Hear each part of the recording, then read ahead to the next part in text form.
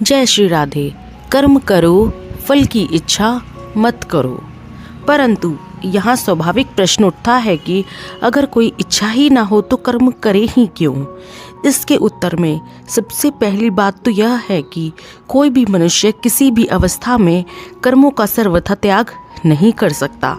यदि ऐसा मान भी लिया जाए कि मनुष्य बहुत अंशों में कर्मों का स्वरूप से त्याग कर सकता है, तो भी मनुष्य के भीतर जब तक संसार के प्रति राग है तब तक वह शांति से नहीं बैठ सकता। मतलब कर्म किए बिना नहीं बैठ सकता। उससे विषयों का चिंतन अवश्य होगा, जो कि कर्म है। विषयों का चिंतन होने से वह क्रमशः पतन की ओर चला जाएगा। इसलिए जब तक राग का सर्वथा अभाव नहीं हो जाता तब तक मनुष्य कर्मों से छूट नहीं सकता। कर्म करने से पुराना राग मिटता है और निस्वार्थ भाव से केवल परहित के लिए कर्म करने से नया राग पैदा नहीं होता। विचार पूर्वक देखा जाए तो कर्म फल की इच्छा रखकर कर्म करना बड़ी बेसमझी है।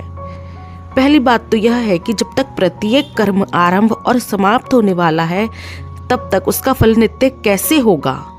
फल भी प्राप्त होकर नष्ट हो जाता है।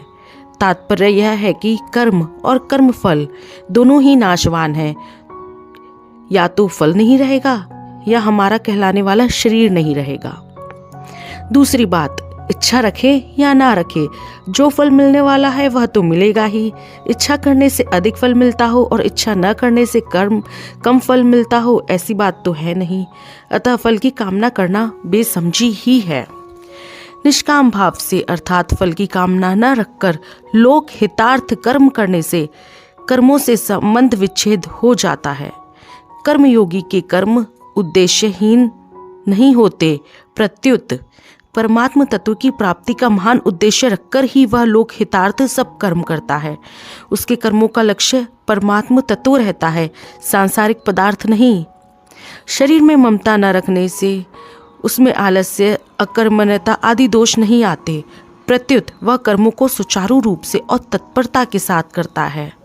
इसलिए कर्म करो लेकिन फल की चिंता मत करो। जय श्री राधे कृष्ण।